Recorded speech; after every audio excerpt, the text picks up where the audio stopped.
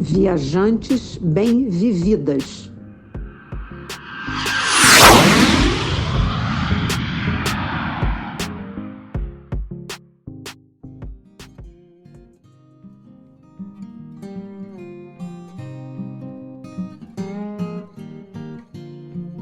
Olá, seja bem-vinda ao podcast Viajantes Bem-Vividas. Que tal morar em uma casa de 40 metros quadrados, onde você tem o essencial, mas com conforto, e pode levá-la para qualquer lugar? Isso existe. Sim, são as tiny houses. Você já ouviu falar? Hoje nós estamos com uma convidada que experimentou na prática morar em uma tiny house e tem planos de passar a vida assim. Ela vai nos contar tudinho. Eu sou Silvia Iano, do blog Sentidos do Viajar. Logo que eu ouvi falar em tiny house, me veio à cabeça aquela música de Vinícius. Era uma casa muito engraçada, não tinha teto, não tinha nada. Brincadeiras à parte, imagine poder levar a casa para onde você for e conseguir ter o necessário em um espaço bem pequenininho. Ao longo da vida, nós juntamos tantas coisas que nossas casas ficam entulhadas de objetos que nem usamos. Será que não seria legal viver com menos? Você já ouviu falar sobre o movimento minimalista? Eu sou Lilian Azevedo, do blog Uma Senhora Viagem, e estou muito animada para aprender com a Aline. E você já sabe, né? Este é o primeiro podcast de viagem feito por duas mulheres 60 a mais. Nós, Lilian e eu. Nós queremos falar para você do quanto é importante a sua inscrição no canal do YouTube do Viajantes Bem-Vividas. Ao ouvir os nossos episódios, é legal que você marque que gostou, se você gostou, né? Depois que você deixe comentários e que você também compartilhe aquele episódio com a sua rede de amigas e amigos. Também é muito importante você seguir a gente lá no Spotify. Esta ação é simples, mas nos ajuda a alcançar cada vez mais pessoas. Obrigada!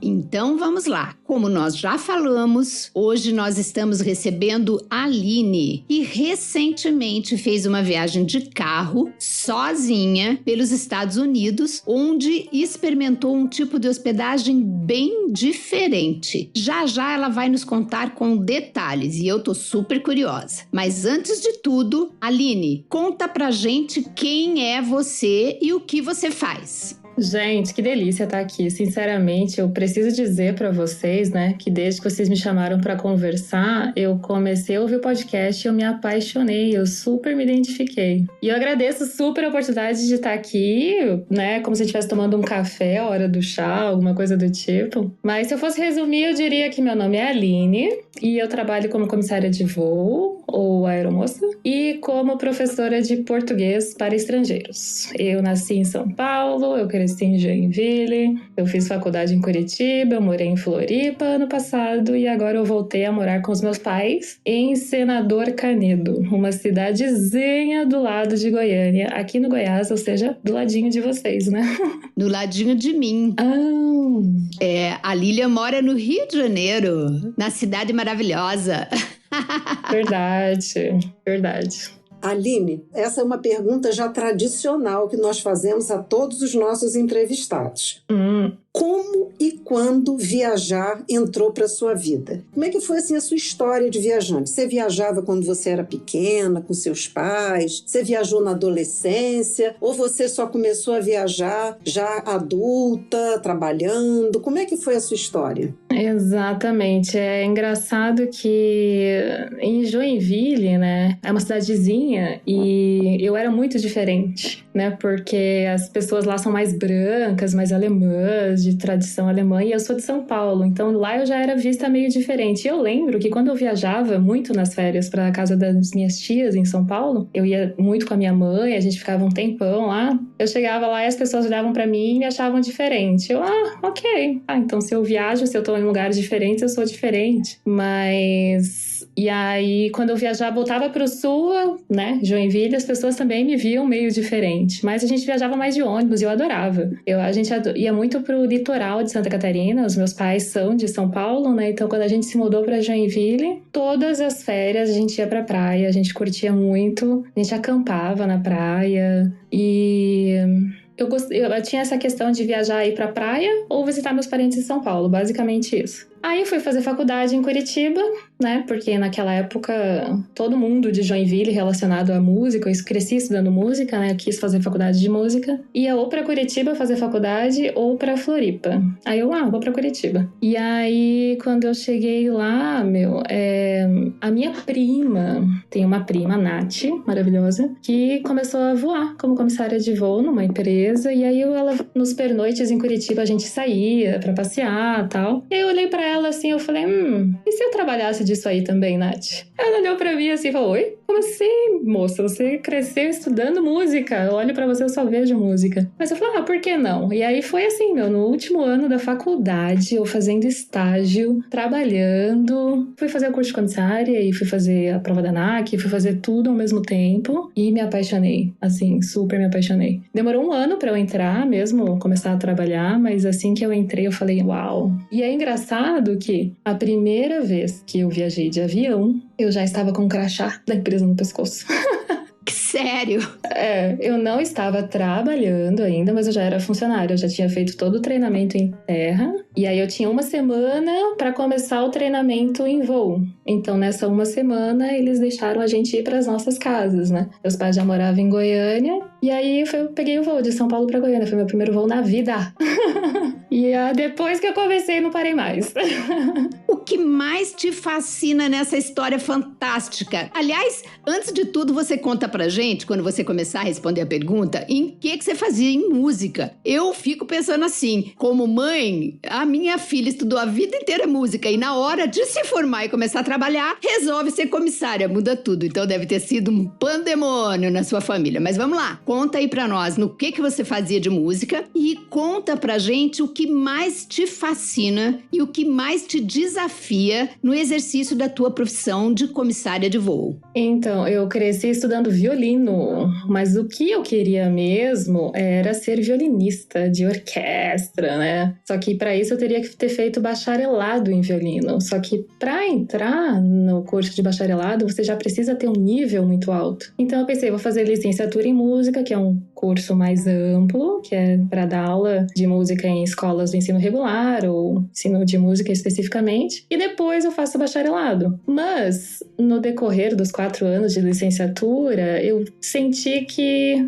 gostava muito do violino, mas de repente não era bem isso que eu queria para mim, e eu sentia que não ia de repente conseguir entrar no bacharelado. E aí eu comecei a olhar para outros lados para ver o que mais eu poderia fazer, né? Porque eu amo música, mas realmente lecionar música assim de uma forma tão ampla. Eu tenho várias amigas, né, que a gente é amiga até hoje, a gente se reúne lá em Curitiba, mas eu acho que não era pra mim. E é engraçado pensar também que essa coisa de família, né? Música veio muito da minha mãe, era um sonho da minha mãe ser musicista. E o meu pai, na verdade, queria que eu tivesse feito administração de empresas. Mas no meio do caminho eu vi que nenhum nem outro, eu podia escolher o meu caminho. E foi muito gostoso, assim. Eu me agradeço. Esses dias eu tava conversando com umas amigas, eu agradeço a mim mesma quando eu tinha, né, 22, 23 anos, 21 quando eu me formei. Entrei na aviação com 23, de ter feito essa escolha. E você imagine o pandemônio na família. Foi engraçado porque na época não tinha WhatsApp, não tinha o telefone como é hoje em dia, né? A gente tinha a rádio Nextel. E aí foi muito engraçado porque eu tava lá em Curitiba, no meu APzinho, os meus pais já tinham vindo de Joinville pra Goiânia nesse meio tempo. E aí eu criei coragem pra falar com meu pai. Eu já tinha falado com a minha mãe. Já tinha visto o curso, tudo. Era uma grana. Não é muito caro, né? Mas pra mim, na época, era uma grana. E aí eu falei, cara, eu tenho que falar com ele. E aí você aperta o botãozinho do Nextel e fala. Só você fala, a pessoa não pode te falar nada, né? E aí eu falei que adorava, que foi uma super experiência, que é maravilhoso, que eu curti, que eu aprendi, que eu ia me formar, mas eu não queria trabalhar naquilo. E aí você solta o botãozinho do Nextel pra ouvir, né? E aí eu falei, pronto, meu Deus, o que eu vou ouvir, né? E o meu pai me surpreendeu. Ele falou, Aline, eu não sabia o que ia surgir, mas eu sentia que você não ia atuar na profissão mesmo. Então que bom que você já tem um caminho em vista, que bom que você já sabe o que você quer fazer, e se é isso que você quer fazer, eu vou te ajudar. Que maravilha! Nossa, foi um momento assim muito... Que bacana. Ele já percebia, né, Aline? Ele percebia de alguma maneira, né, que seu caminho era outro. Que bacana que ele te respeitou, né? Maravilhoso, maravilhoso. Ele tirou um piano que eu mesma coloquei nas minhas costas, sabe? E ele me surpreendeu, e aí eu fiquei pensando, uai, deu vontade de eu falar, né? Uai, se você sabia, por que você não me falou? E aí começou então a sua vida de viajante, com a carreira de comissária de bordo. E conta aí então pra gente o que mais te desafia no exercício da profissão. O que mais me desafia, sinceramente, é a rotina. Cuidar da minha rotina, uma rotina saudável, de descansar, de dormir, de me alimentar. Porque o que eu mais amo é justamente isso, né? De estar em lugares diferentes, trabalhar com pessoas diferentes e essa facilidade de ir e vir e tal. Mas nessa facilidade de ir e vir, se você não se cuidar, você se cansa muito, né? Antigamente existia o glamour da aviação, né? Hoje em dia a gente sabe que é lerê, né? E é muito cansativo, né? A gente não para pensar, na verdade, o quanto é cansativo ficar por horas e horas e horas, às vezes 12 horas, num ambiente com luz, ar, né? Toda a pressurização, os ruídos, a pressuriza, pousa, decola, sobe e desce. Isso é bem estressante para o nosso organismo, né? Eu lembro que quando eu comecei a trabalhar, né, ia voar, eu sentadinha ali, indo para São Paulo para trabalhar, né? Aí eu colocava o meu fone de ouvido para ouvir música no máximo, no alto, para você conseguir ouvir a música, né? Aí que eu comecei a reparar, caraca, como isso é barulhento, né? Imagina ficar ali, né, tantas horas assim. Então, é o que mais tem me desafiado ultimamente, aliás, não ultimamente, desde sempre, mas eu tô mais consciente do que fazer, de cuidar do meu sono, de cuidar da minha alimentação. Eu uso sempre um relógio para medir passos e cuidar do sono e fazer tabelas, assim, sabe? De quantas horas que eu dormi profundamente mesmo. É importante, sim, cuidar da saúde, né? É, isso em todas as profissões, desculpa. Não, é verdade, em todas as profissões, mas tem umas que eu acho que exigem mais da gente, do nosso organismo, né? Causam mais estresse, né? Exato, a questão é de às vezes a gente ter que acordar 2 da manhã, né? É como é que você dorme antes? Enfim, essa questão dos horários na madrugada são bem complicados. Aline, me diz uma coisa, a pandemia de alguma forma impactou o seu trabalho e se a sua resposta for positiva, que eu acredito que seja, o que você fez nesse período? Nossa, com certeza, né? Eu acho que os sistemas de transporte e turismo foram dos mais impactados, né? E cada empresa aérea teve que se adequar à nova realidade, aí adotar medidas específicas, assim, a cada dia, a cada semana, a cada hora. Foi um momento de muita incerteza, né? Tudo mudava o tempo todo. Por exemplo, a nossa escala de voos é publicada por mês. E naquele momento, assim, eu lembro em março, abril, né, 2020, a nossa escala ficou em branco, né, então eu nunca vi isso, né, tipo, de repente tudo sumiu, não sei mais como que eu vou me organizar. Imagina, né, os passageiros recebiam um e-mail ali, né, teu voo de semana que vem, do mês que vem, foi remanejado, foi cancelado, e a mesma coisa com a gente, né. Por exemplo, a empresa que eu trabalho, antes, em janeiro, fevereiro, tinha uma média de 700 750 rotas diárias, 750 voos por dia. E aí em abril foi para 75, né? Então foi uma medida muito drástica. E o nosso salário é condizente com as nossas horas de voo. E as empresas também, né? Como pegar esse quadro de funcionários super inchado para quem não está trabalhando, né? Então cada empresa adotou suas medidas, muitas mandaram embora, muitas fizeram... A gente foi fazendo vários tipos de acordos. O sindicato dos aeronautas aqui no Brasil foi muito importante, é muito atuante para fazer, né, todo esse trâmite. E eu em casa, especificamente eu, Aline, em casa, olhando para as paredes, comecei a pensar o que eu posso fazer de útil com o meu tempo, né? E por que não uma segunda renda, alguma coisa do tipo. Então eu comecei a pensar no que eu sou boa, no que eu gosto, no que tá em alta, e tudo era online, né? Eu comecei a procurar o que eu podia ensinar online. Aí eu até pensei, podia dar aulas de inglês, mas eu não me garanto, não tenho formação para dar aulas de inglês. Mas ainda assim, eu fui olhar umas plataformas e eu vi que bastava que você fosse nativo da língua para lecionar. E eu tenho uma licenciatura em música, queira ou não queira, eu tenho algum tipo de metodologia de ensino, né? Então, eu me cadastrei numa plataforma e coloquei meu perfilzinho lá, começaram a aparecer uns alunos, eu comecei a gostar, e aí eu vi em uma universidade aqui no Brasil, online, tudo online, que eu podia fazer uma segunda licenciatura em letras, se eu tivesse qualquer outra licenciatura. E aí eu fiz e fui unindo o útil ao agradável com todo o meu tempo livre que eu tinha. Fui estudando e fazendo um dinheirinho extra e, nossa, pra mim foi muito aprendizado, assim. Está sendo, né? Eu continuo dando aulas menos, porque os voos estão voltando, né? Então eu fiquei só com alguns alunos, assim, específicos, e é uma troca maravilhosa. Eu tenho uma aluna que ela é professora de alemão. Ela fala português super bem, fala espanhol, ela quer mais praticar. Ela mora na Alemanha e ela quer se mudar para Portugal. Então eu ajudei ela a escrever o currículo dela todo em português. E tenho aprendido bastante, tem sido bem interessante. Foi bem legal, né? Aproveitou bastante, né? O tempo transformou e descobriu uma nova habilidade, né? Exatamente. Legal. Eu gosto de usar para isso o se reinventar. Aqui a gente tem falado muito disso para as pessoas 60 a mais, mas você vê que no ciclo da vida você passa por diversas situações que você é induzido é desafiado a se reinventar, e você acabou de dar aí um grande exemplo de se reinventar na crise, né? E olha quantos ganhos, né?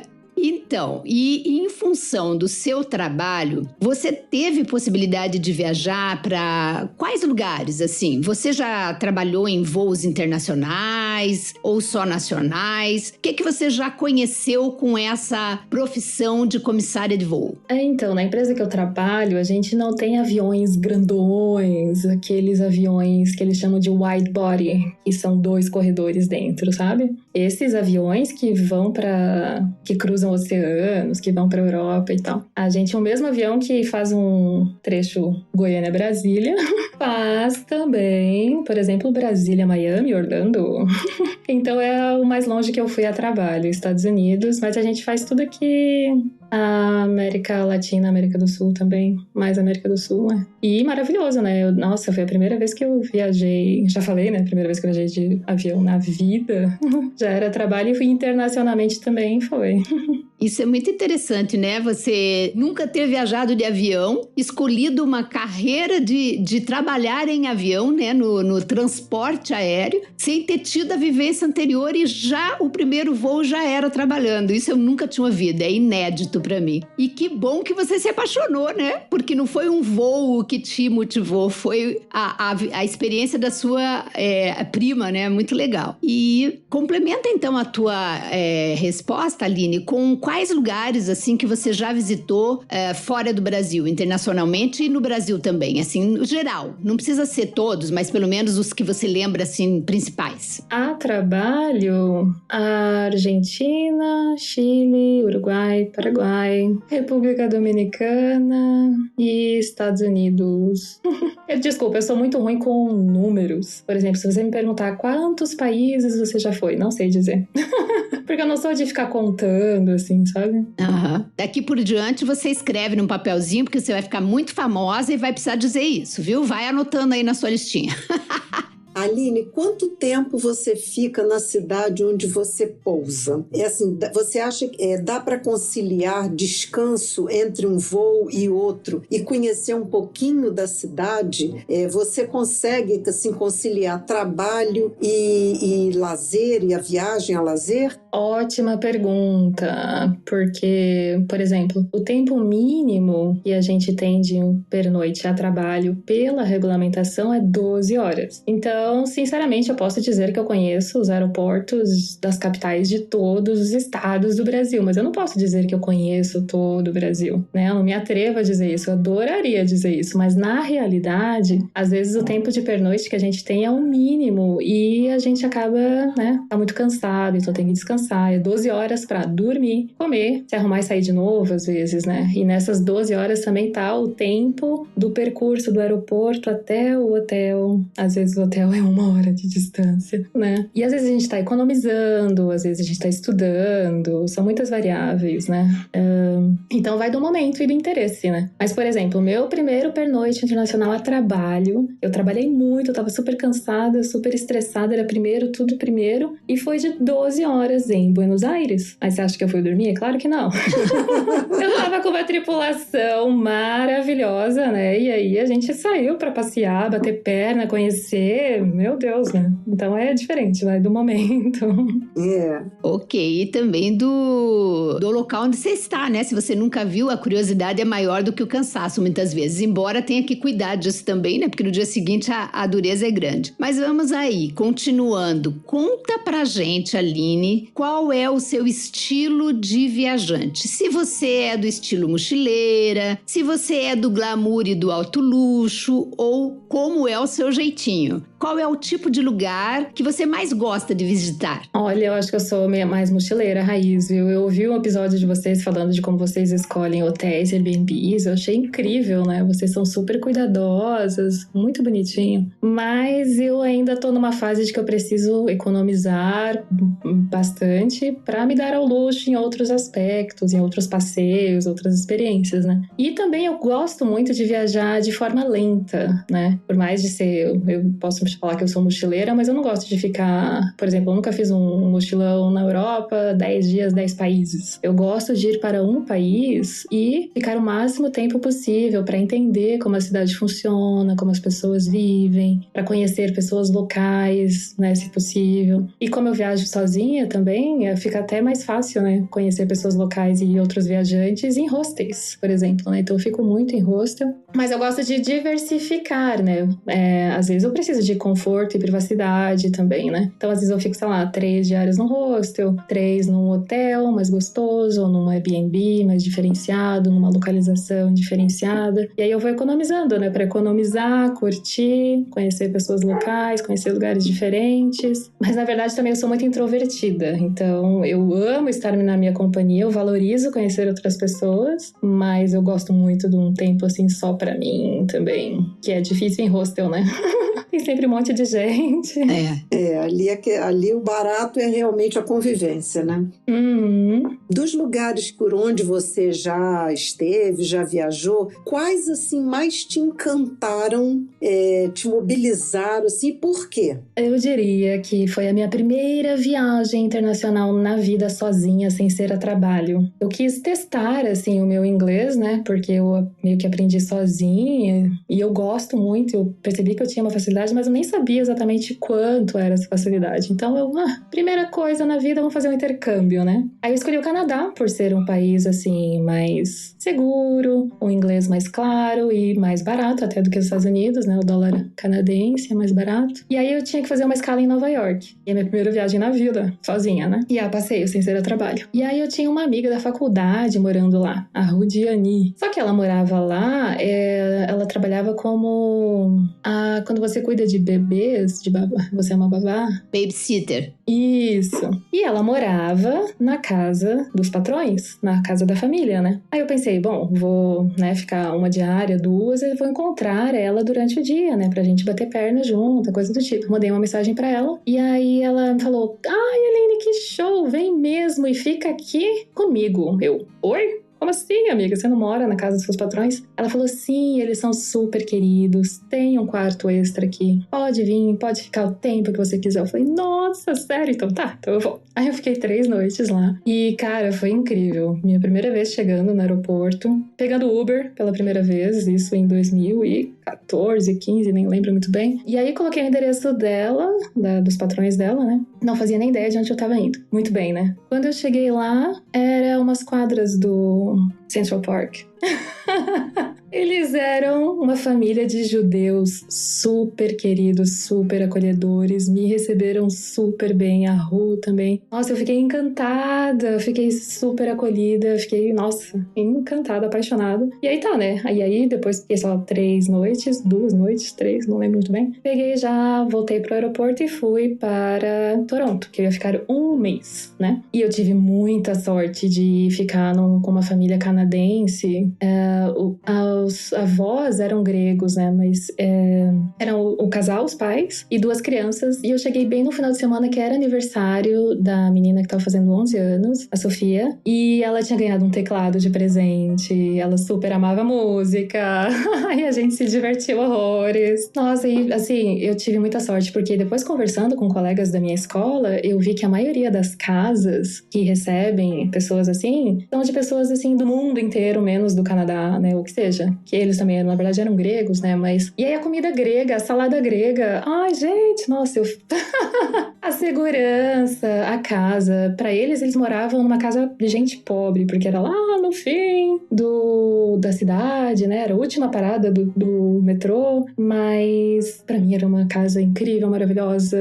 Uma estrutura incrível, assim, né? E eles super fofos comigo, eu cheguei. E aí o pai da família, na verdade, me recepcionou. E ele foi mostrando tudo, me explicando tudo, tá, não sei o que lá, conversando comigo, né? Daí foi aniversário da menina, daí a gente jantou, daí não sei o que lá. Aí depois ele olhou pra mim assim e falou, Aline, o que você veio fazer aqui no Canadá? Eu falei, eu vim estudar, né? Só por 1 mês, né? Mas eu vim estudar. Ele, mas você tá falando tudo? Você entende tudo? Fala sério, você não veio pra estudar? Então eu me surpreendi comigo mesma, assim, e eu curti 1 mês, eu estudei, e daí eu fui pra Montreal, Quebec, fui pras Cataratas do Niágara, então foi a minha primeira impressão de viajar, de me hospedar em lugares diferentes, de conhecer pessoas locais, foi de que, cara, a gente na real é muito parecido, a gente pode falar uma língua diferente, a gente pode ter costumes e religiões diferentes, e ainda assim a gente pode ter os mesmos valores, a gente pode ter respeito, empatia, hospitalidade. Eu fiquei encantada. Eu acho que ter começado dessa forma só me fez me encantar mais ainda com essa troca, né? Tão valorosa com pessoas diferentes, né? De culturas diferentes. Que legal, hein? Muito bacana. É uma experiência de início de viagem e viagem solo fantástica. E eu já ouvi muito dizer que as pessoas que têm bom ouvido musical, como você, que fez a formação em música, têm também uma grande facilidade para línguas. E eu acho que você constatou mais uma vez que isso é verdade, né?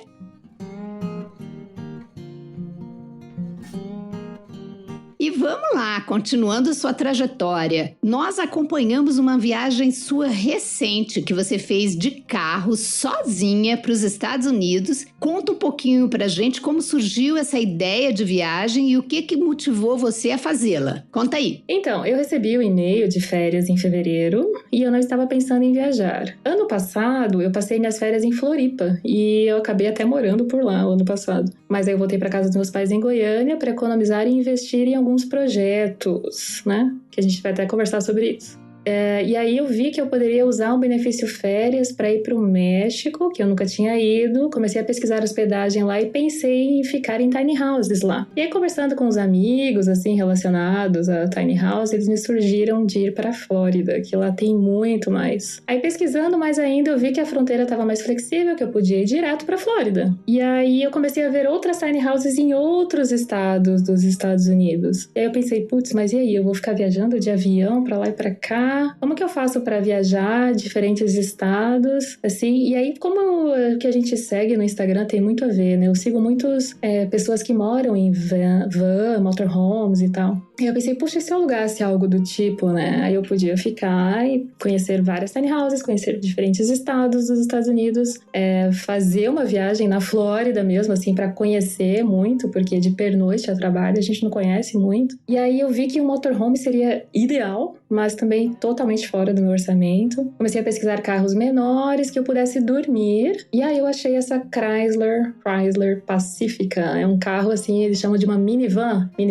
Eu consegui encher o meu colchão inflável e deixar ele ali cheinho o tempo todo e usei ele pra dormir nele. E economizei muito, porque só o aluguel do carro em si, pra 30 dias, com estacionamento, gasolina, qual é o nome daqueles? LOX? Não, aquele... É seguro também, com certeza, mas aqueles... É o passe de...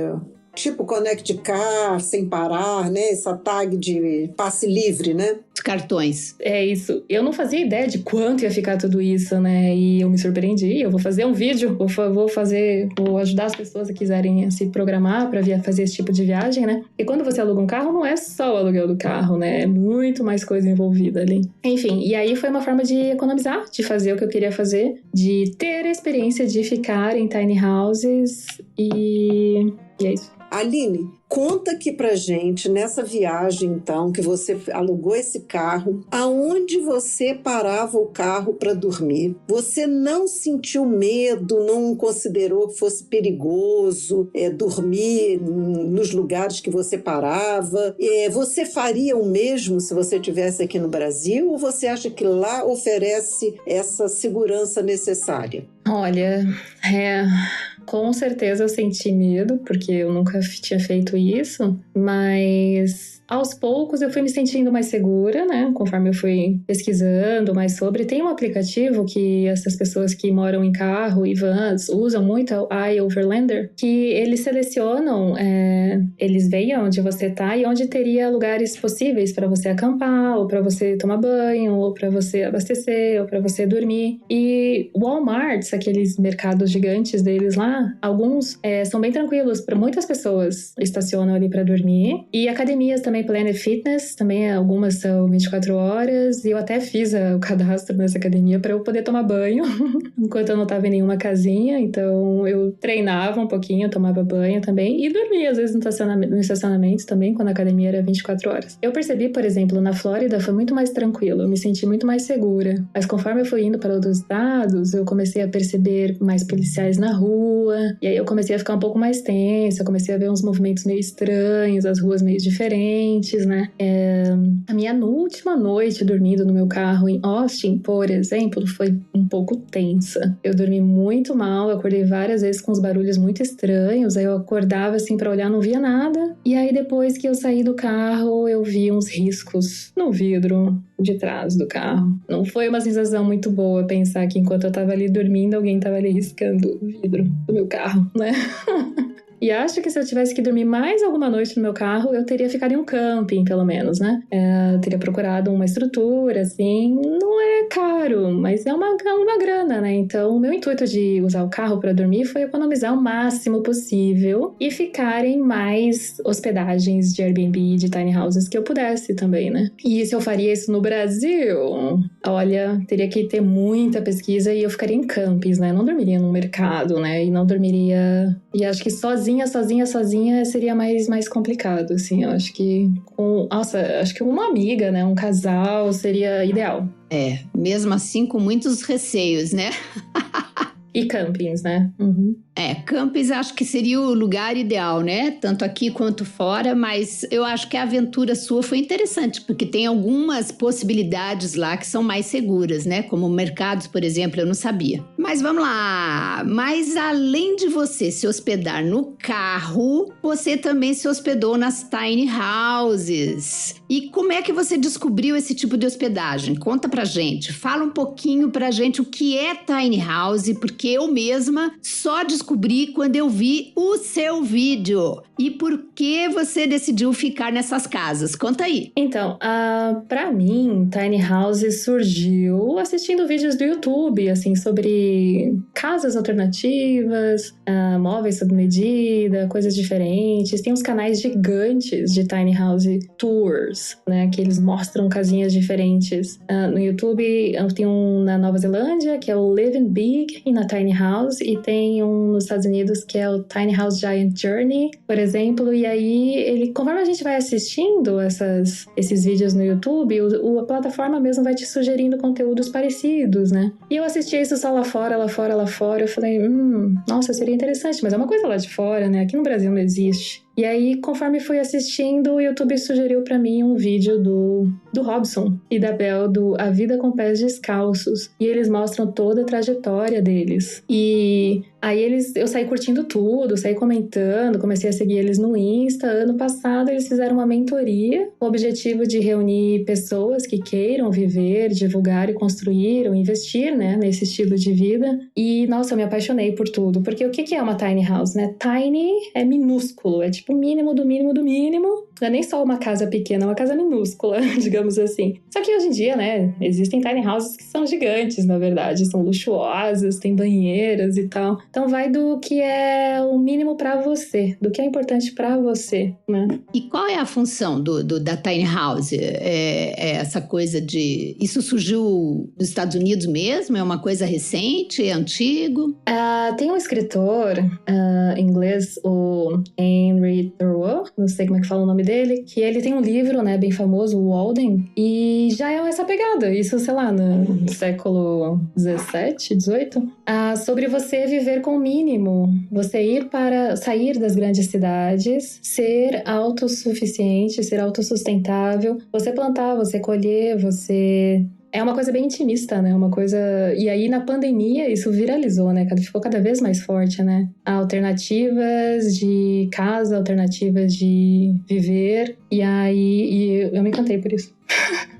Eu acho que essa ideia ela é muito interessante e eu acho que vai cada vez ter uma pegada mais forte, né? Porque é uma coisa sustentável, uma coisa de você realmente viver com o necessário, né?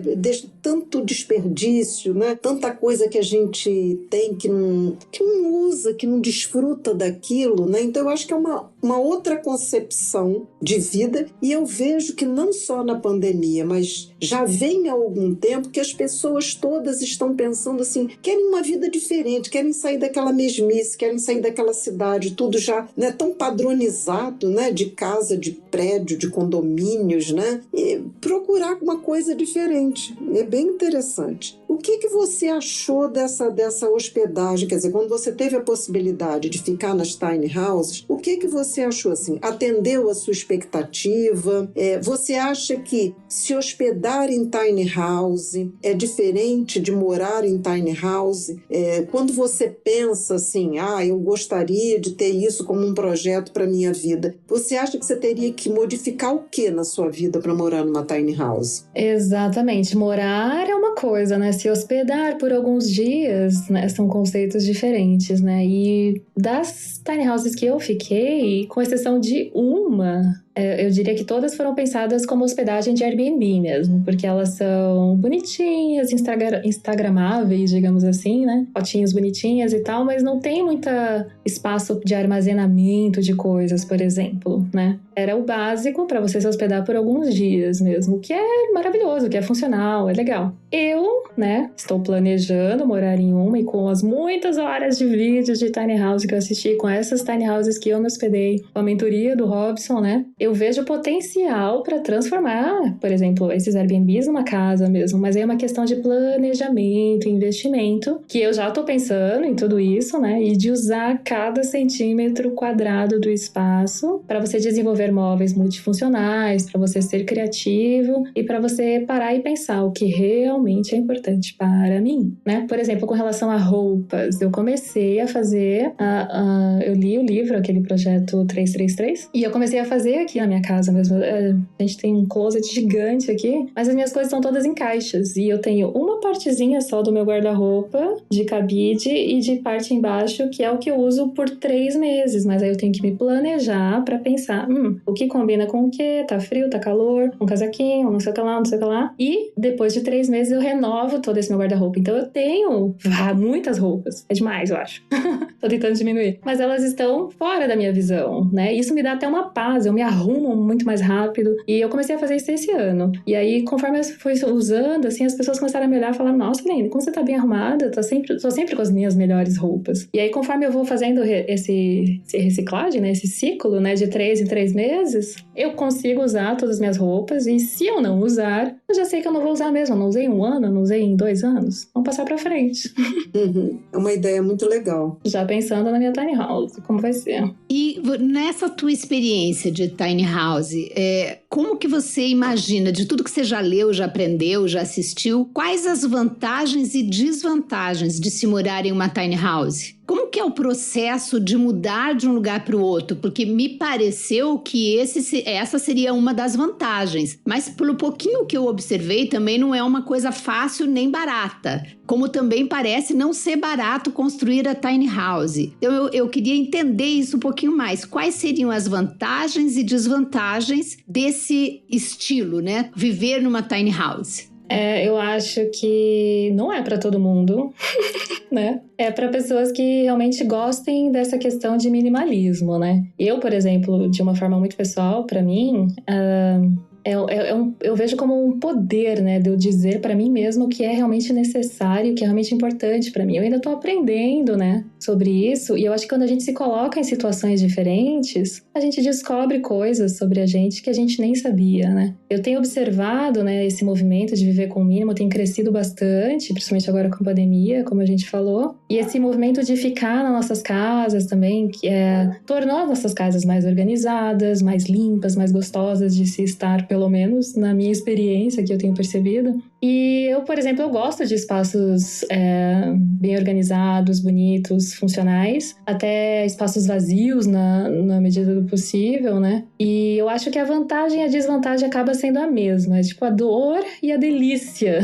de você ter que ser criativo, de você ter que ser alternativo, de você escolher muito bem, de você saber exatamente o que você tem, o que você precisa, você se desafiar e você brincar, né? Com ideias e conceitos de... Por exemplo, as pessoas falam quanto mais melhor. Será? Até que ponto, né? Eu acho que quando eu tenho muita coisa, eu acabo me sentindo agoniada, assim. Por exemplo, espaço na memória no celular.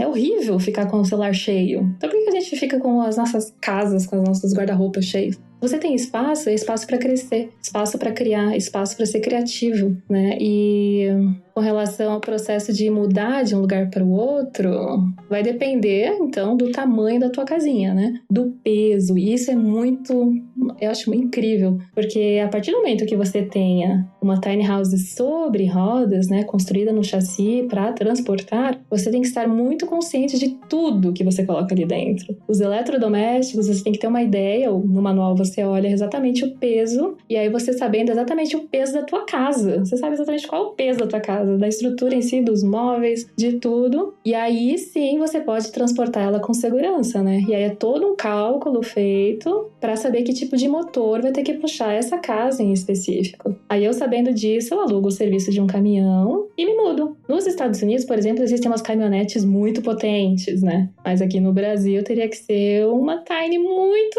muito minúscula para poder ser transportada com segurança pelas rodovias por uma caminhonete, eu acho. Acho que mais tem que ser por um caminhão mesmo. Que é toda a questão de subida, descida, freios, né? É tudo muito, muito, muito bem feito. O engate tem que ser, né? Legalizado pelo Detran e não é fácil.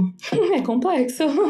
E é gostoso, né? Me empolga, na verdade, descobrir tudo isso. E fazer com que isso aconteça, né? Mas é uma coisa legal, por exemplo, se eu for me mudar, aliás, quando eu for me mudar de casa, eu não preciso encaixotar nada. Eu não preciso chamar um caminhão de mudança para colocar a minha mudança dentro do caminhão. Eu posso chamar o caminhão da mudança só para carregar minha casa.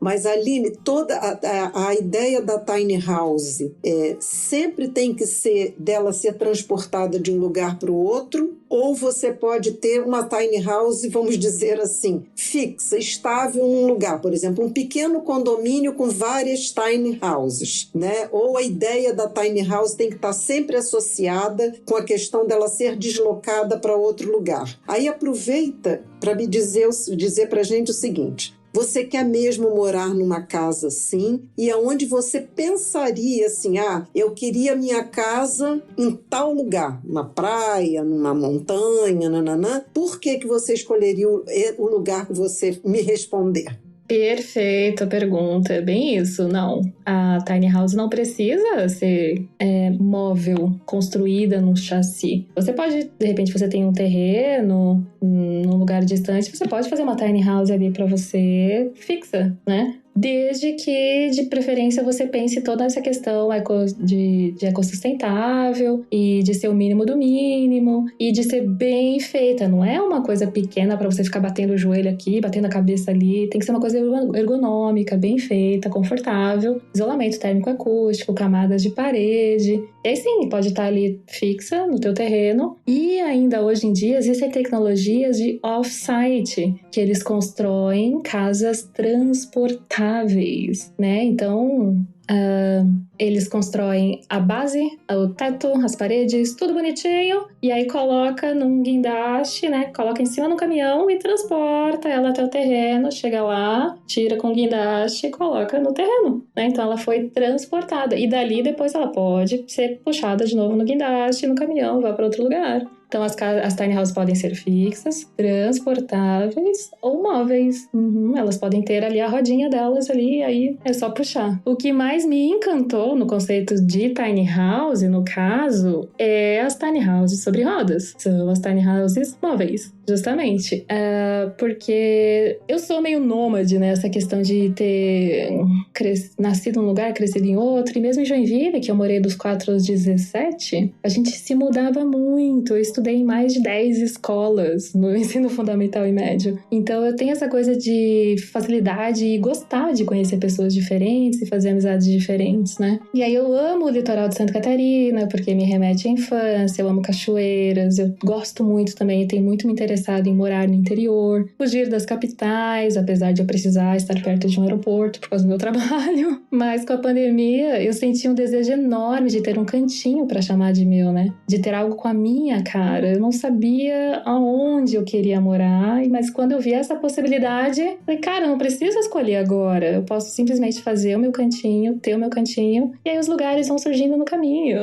E aí foi o que me encantou. Entendi. Muito legal. Uma coisa que eu observei olhando um pouquinho as tiny houses, e principalmente para quem tá ouvindo a gente, é uma casinha pequenininha, mas ela é linda, muito charmosa, pelo menos os modelos que eu vi, todas muito claras e muito bem organizadas, né? Não é uma coisica pequenininha que você se sente oprimido lá dentro. Eu achei bem interessante. E nesse caso, para você construir a sua tiny house e para morar, você precisa ter um terreno próprio, Aline? Ou você pensa em construir ou alugar? E elas já são produzidas no Brasil? Então, eu não preciso ter meu terreno, eu posso alugar uma chácara, uma fazenda, um pedacinho ali da chácara, um pedacinho do terreno e morar lá, né? Pagar o aluguel por estar ali e usufruir do espaço e contribuir, e ajudar e viver, né?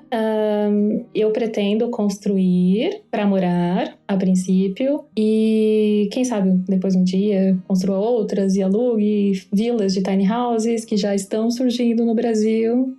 Já estão surgindo várias empresas pioneiras, são poucas ainda, mas está surgindo. Tem muitos arquitetos, engenheiros, né, se instruindo e doidos para construir. Tem o pessoal com terrenos planejando construir vilas de tiny houses. O que falta é juntar, né, toda essa fome com a vontade de comer, né, a grana, a experiência difícil e as pessoas que querem fazer acontecer, mas aos poucos as pessoas estão se encontrando. Por exemplo, inclusive agora no começo de junho vai ter uma exposição de construtoras off-site em uma feira em São Paulo e eu sei que vai ter uma tiny house exposta lá. Eu quero muito poder ir.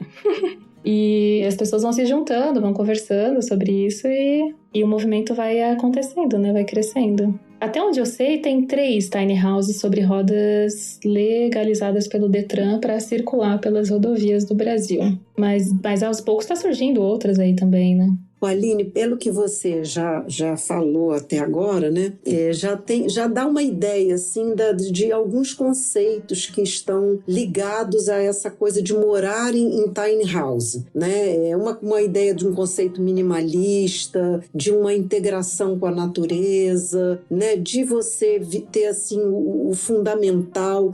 Mas explica um pouco melhor para a gente se essa percepção que a gente tem é exatamente isso. Que outros conceitos estão ligados a viver numa tiny house? Com certeza, eu acho que o conceito de uma vida mais sustentável, né, é bem forte. De diminuir a nossa pegada de carbono, de consumir, não só consumir menos, mas consumir melhor, né?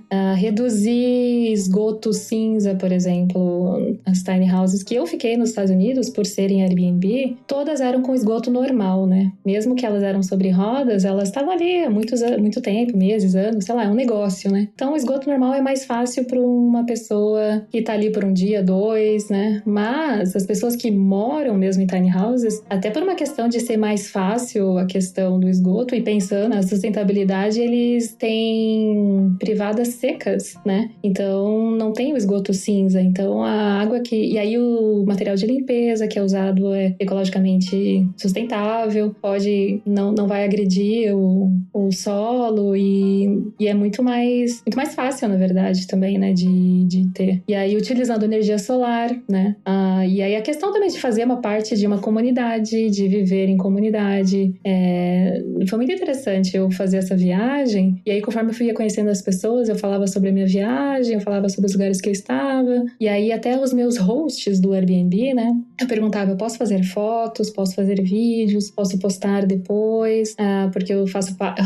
Essa coisa de eu falar, assim, sabe? Eu faço parte. Cara, como é gostoso. Eu falava, eu faço parte de um pessoal que tá fazendo o movimento de tiny houses no Brasil, e a gente tá querendo movimentar e falar sobre, mostrar. E aí o pessoal achava o máximo. Eles falavam, nossa, com certeza, e coloca a gente também, marca a gente, me manda depois, me mostra. Sim, aí até teve uma live que eu quis fazer com o Robson aqui no Brasil, e eu tinha que fazer o check-out. Aí tem a diferença de fuso, né? Mas no caso lá eu tinha que sair às 11 da casa. E aí eu perguntei se eu poderia sair meio-dia por conta dessa live e tal, não sei o que lá. E eles, com certeza, não, pode ficar. Sabe? Então a conversa é diferente. E aí numa das casinhas que eu fiquei, foi inclusive as primeiras, tinham várias. E aí tinha uma assim, aí eu tinha perguntado se não tivesse ninguém nas outras tiny houses, se eu poderia entrar só pra fazer umas fotinhos, assim, né? E aí eles não me responderam. E aí depois tinha uma senhorinha limpando lá, né? Ela olhou assim pra mim, fez umas piadinhas, falou no negócio lá que eu tava descongelando a geladeira. E aí ela falou, você que queria fazer foto e vídeo das casas? Eu falei, ela, vem cá, fica aí, pode entrar. Aquela ali já tá limpa, aquela ali, essa aqui depois você pode entrar. E aí, conversando com ela, era a mãe do pessoal que construiu as casas. E aí, o pai, na verdade, o construtor, e os filhos são os empresários do negócio. E eles têm, sei lá, 15 tiny houses na cidade, do ladinho, assim, no terreno de amigos, de parentes. E é todo um negócio de Airbnb lá, saca? E aí, essa coisa da comunidade, né? Essa coisa de ver o mundo como nosso quintal e cuidar dele, né? Maravilhoso. Uhum.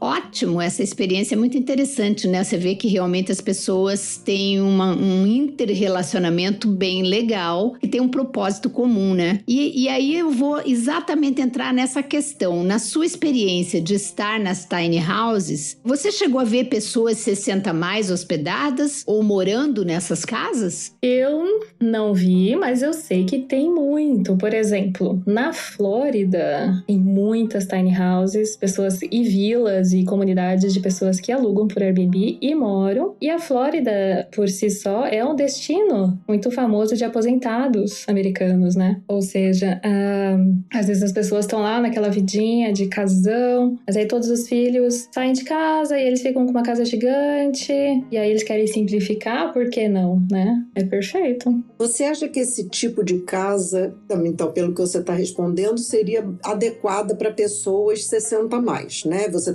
disse até que acha que para a Flórida, por exemplo, que é um lugar que tem muitas pessoas aposentadas e muitas casinhas assim, né? Uma coisa combina com a outra. Você verificou, na sua experiência, assim, que talvez precisasse de algum cuidado especial para que pessoas 60 a mais? Porque você falou numa outra resposta, eu achei muito interessante. Tiny house não é apenas uma casinha pequenininha, né? Ela tem todo um olhar, um estudo para que ela seja uma coisa, uma casinha, um ambiente visto com um olhar de ergonomia, né? Que aquilo seja adequado, né? Que você não vá cair, tropeçar, bater. O que você acharia, assim, em termos de cuidados? Você conseguiria perceber alguma coisa necessária para adequar para a moradia de 60 a mais?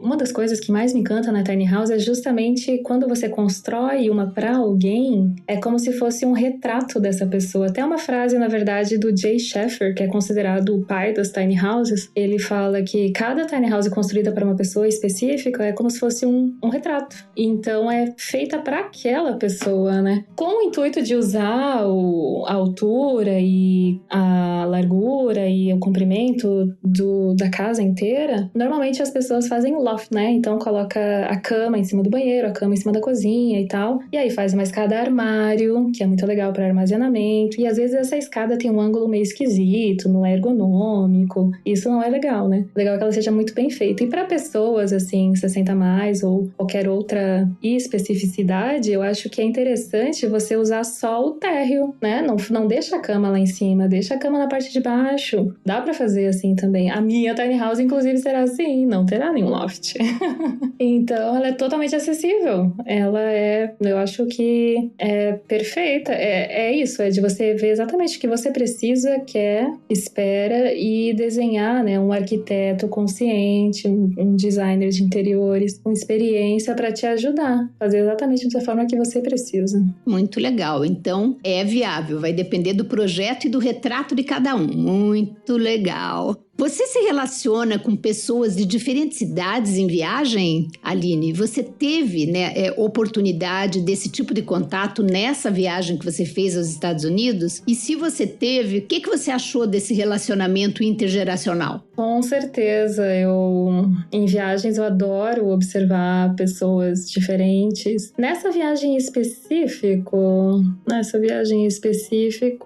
não conheci muitas pessoas diferentes. Eu conheci uma pessoa em específico lá em Austin e ele mora num motorhome e tem uma tiny house no terreno dele e ele mora com uma família e tem uma senhorinha que mora ali na chácara e aí os filhos vêm com os netos todo final de semana. Eu adorei observar, assim, a dinâmica deles ali. E no meu trabalho em específico, nossa, o tempo todo, né, a gente tem um sistema de assistência a pessoas com qualquer tipo de necessidade específica, né, que embarca primeiro no voo. E foi até engraçado, uma amiga minha da faculdade uma vez me chamou, e aí ela falou: Aline, a minha sogra precisa viajar, ela vai precisar viajar sozinha, ela vai de Curitiba para São Paulo, e aí depois não lembro mais para onde, e São Paulo, o aeroporto é grande, eu tô com medo dela se perder, eu não sei o que fazer, eu tô pensando em colocar um crachazão assim nela, e colocar o nome, para onde que ela vai, pra alguém ajudar ela. Aí eu falei: amiga, Camille, não precisa, meu bem, ó, na hora do check-in você fala que a pessoa precisa de atendimento especial e aí vai um funcionário da empresa pegar na mãozinha dela com você lá no aeroporto e aí ele vai ficar com ela o tempo todo no aeroporto, daí ele vai levar ela, colocar na mão da comissária lá no avião, a comissária vai cuidar dela no voo, aí depois vai colocar na mão de outro funcionário e vai ter sempre alguém com ela, a gente tem esse serviço. E aí depois eu conversei com ela de novo, ela falou: nossa, ela amou, ela nunca tinha viajado de avião. Ela falou que ela conversou com um monte de gente, todo mundo foi super querido com ela. E eu amo conversar com pessoas assim. Nossa, a gente nossa, eu adoro. Eu me surpreendo e aprendo muito. Aline, para você, quais são assim as vantagens e desvantagens de viajar sozinha? Você tem algum receio quando você está sozinha? E se você tiver, como é que você enfrenta? Vantagens e desvantagens, eu diria... a maior vantagem é fazer tudo no meu tempo, né? Fazer exatamente o que eu gosto, quando eu gosto, do jeito que eu gosto. Fazer meu próprio roteiro. E aí, por estar sozinha, conhecer outras pessoas, né? Eu acabo pedindo ajuda para alguém fazer uma foto e acabo fazendo uma amizade. Foi assim que eu fiz uma amiga lá em Noronha. A Valesca é maravilhosa. E aí, o chato de não ter alguém é você não ter alguém para compartilhar uma piada, né? Você não ter alguém para cuidar da tua mochila, cuidar do teu computador, do seu equipamento, alguém para fazer um vídeo diferente para você. Então, essa eu diria que é a desvantagem. Eu tenho receio, assim, eu me cuido, né? Eu fico mais cuidadosa, eu fico mais na minha, tô direto observando tudo e todos. E é isso, a gente vai com medo mesmo, mas vai. Importante não paralisar, né? Exatamente. Muito bem, é isso aí. Tem que... Os medos existem, mas a gente gerencia, né?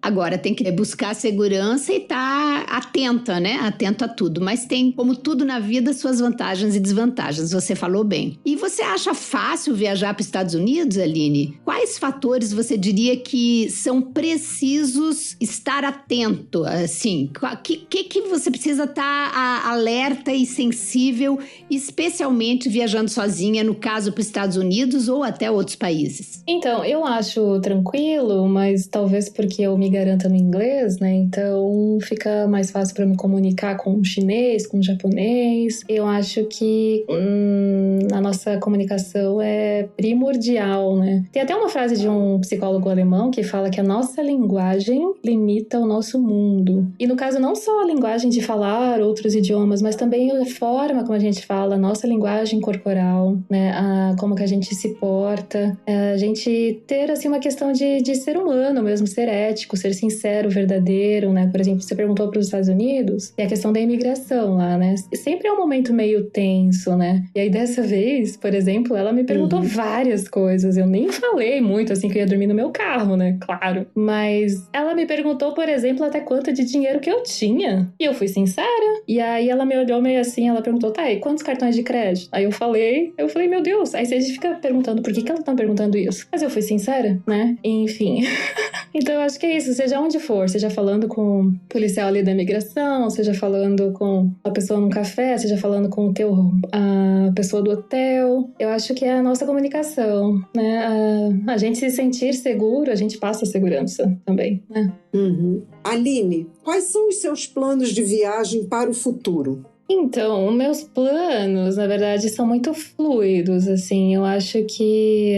principalmente depois da pandemia, eu tenho escolhido seguir no fluxo da vida. Agora o meu foco total, principalmente de economias, de reservas, de grana, né? É construir minha tiny house. Mas, né, num futuro próximo, quem sabe talvez, muitas outras coisas podem surgir. Eu tenho uma coisa assim pela Nova Zelândia. Eu quase fui pra Nova Zelândia uns anos atrás, eu acabei indo pra Califórnia. E lá tem muita tiny house, lá é muito comum fazer viagem de motorhome também. Lá tem muita praia maravilhosa, muita montanha, então, nossa, meu sonho é ir pra lá. Não sei quando, mas eu vou. É isso aí. Sonhar é depois concretizar, né? Ir atrás do sonho. Com certeza você vai. Depois você conta pra gente como é que vai ser.